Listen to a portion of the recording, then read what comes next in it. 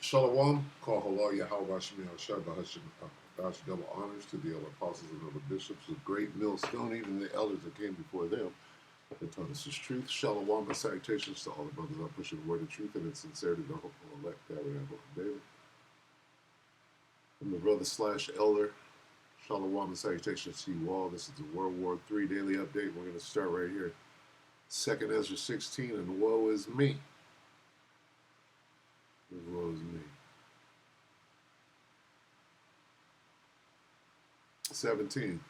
2nd Ezra 16, 17. Woe is me, who will deliver me in those days, the beginning of sorrows and great mournings, the beginning of this word, famine, and great death, the beginning of wars and famine in those wars. And the powers shall stand in fear, the beginning of evils. What shall I do when these evils shall come? Behold, famine and plague, tribulation and anguish are sent as scourges for amendment. Jump down here. 2nd Ezra 16 and 33. The virgin shall mourn, having no bridegrooms. The women shall mourn, having no husbands. The daughters shall mourn, having no helpers. In the wars, there's that war again, shall their bridegrooms be destroyed, and their husbands shall perish of what? Famine. Famine, famine, famine. Okay. Any more famine down here? Got plenty of plagues. The plague of famine. All right, so anyway, that's enough famine for right now. Let's get a little more over here. So what's up with the famine? It's Judge Napolitano 94 minutes ago. Larry Johnson will be speaking about famine shortly. Larry Johnson, welcome here, my dear friend. Thank you for accommodating my schedule. I do want to spend some time on Trump's ambivalence on war and peace over Ukraine, but first, let's talk about famine. Margaret Brennan of CBS did a fascinating interview with Jeanne Shaheen, the senator, one of the senators from New Hampshire, on whether or not there is famine in Israel. In the course of that interview, Margaret summarized the Israeli response to the allegations of famine and starvation. Now, wait a minute. Here we are, 2025, talk about war, famine, genocide, right? We're not making these things up. We're pulling it out right off the scriptures. It's speaking, all right? We're in the time of great judgment, and precepts, the scriptures are speaking. What you think of this? Cut number 2. The Israeli Prime Minister's office on Friday had a very harsh statement about the famine designation. They called it, quote, a modern blood libel spreading like wildfire through prejudice.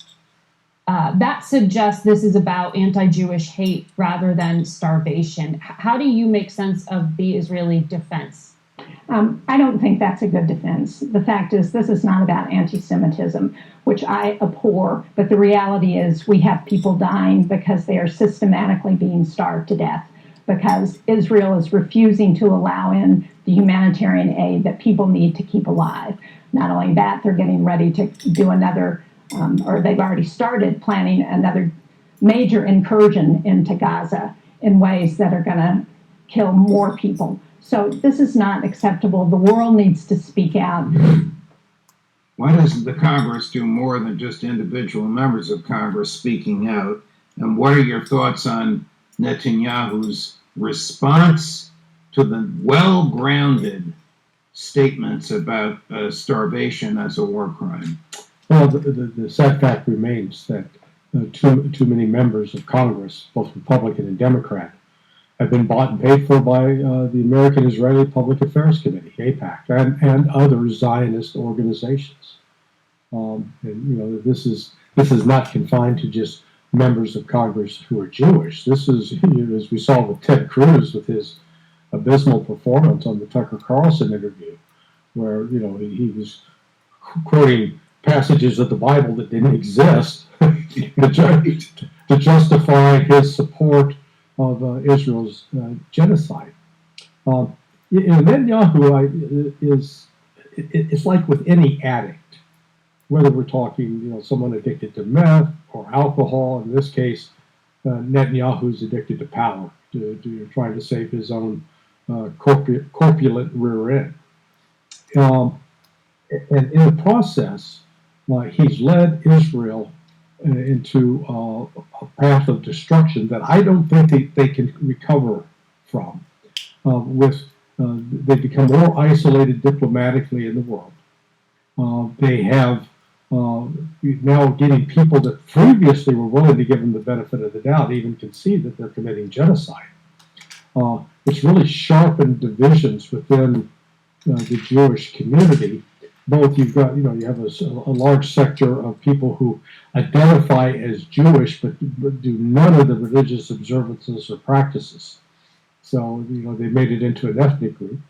You have an element within that is religious that rejects the Zionist vision, and then you've got these crazed settlers like Ben Gvir and Itamar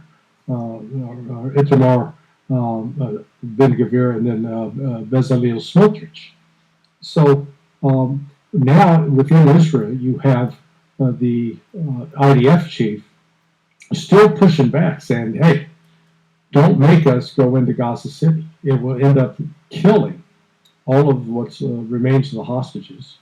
We see that Hamas is willing to negotiate a deal. It's Netanyahu that's not willing. And so the issue for Israel is it does not have unlimited resources, even with continued support financially and militarily from the United States and from Europe. And as they lay on these additional missions that are taxing the military, and I'm talking about expanding operations in Gaza, expanding operations in the West Bank, expanding operations in Lebanon, expanding operations in Syria, you're going to put a stress and strain on the system that I don't think it can withstand. Is Iran getting ready for another war with Israel? And if so, is this likely to have a more definitive outcome? Yeah, Iran's learned its lesson. They formed a new, let's call it National Security Council. The previous one with Pezeshkian, the president, had a significant influence in that, and may have, and in his desire, a sincere desire to seek what he thought was a realistic rapprochement with the West, just left Iran vulnerable. And now those, let's call them more hardliners, with a more realistic view about the threats emanating from Israel, they've taken precedent. So, and on top of that, even though Iran they had military contacts and cooperation with both Russia and China prior to the 12-day war, but it was confined mostly to maritime operations, closing off the Strait of Hormuz. Now it looks like that Iran has opened the doors for Russian and Chinese assistance. In the past, the Russians always said, "Hey, we're willing to supply it, but if the Iranians aren't going to ask for it, we're not going to force it upon them." And then you have Pezeshkian going to the Shanghai Cooperation Organization a week from now, which the presidents, Putin will be there, Xi of China will be there, Modi of India will be there. It's like the executive committee of the BRICS. Right. That's all we need. As you can see, World War III is not dissipating. It's ramping up. Got famine. That's the beginning of famine. Let's go get that one more time. This is just the beginning.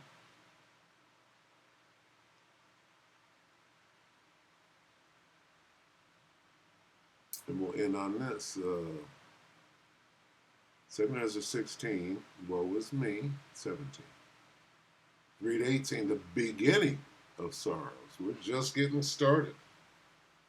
The beginning of lamentations, mourning, and woe.